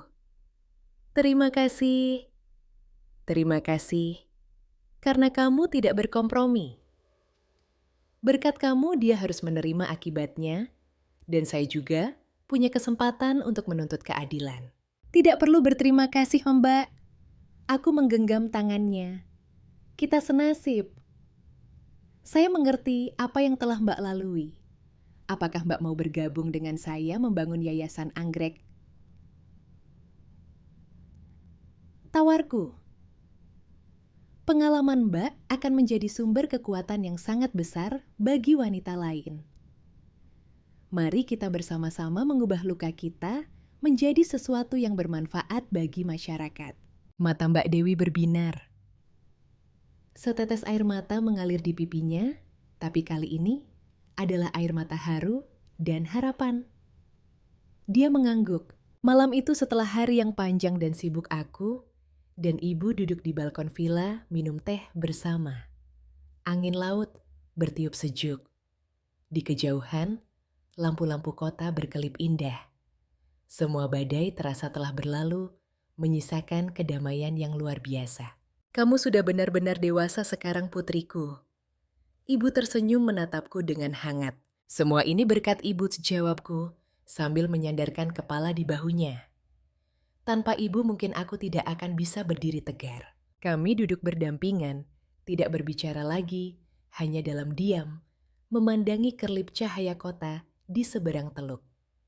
Pernikahan 5 tahun itu telah berakhir meninggalkan bekas luka yang dalam, tetapi juga memberiku pelajaran yang tak ternilai. Itu membantuku menyadari nilai diriku, kekuatan kemandirian, dan di atas segalanya, cinta tanpa batas dari seorang ibu. Hidupku telah membuka lembaran baru. Lembaran yang tidak lagi diisi dengan kebohongan dan konspirasi, melainkan dengan ketulusan kemanusiaan dan tujuan hidup yang bermakna. Memandang ke cakrawala di mana cahaya kota menyatu dengan kegelapan malam, aku melihat fajar baru perlahan menyingsing tidak hanya di atas Jakarta, tetapi juga di dalam jiwaku. Terima kasih telah menemani saya hingga akhir cerita. Jika kisah hari ini memberikan Anda emosi atau pelajaran yang berarti, jangan lupa untuk menekan suka berlangganan kanal Sehat dan Sejahtera di usia senja, dan nyalakan lonceng notifikasi agar tidak ketinggalan video selanjutnya. Setiap interaksi Anda adalah sumber motivasi terbesar bagi saya untuk terus berbagi konten yang lebih baik dan berharga. Sampai jumpa di video selanjutnya.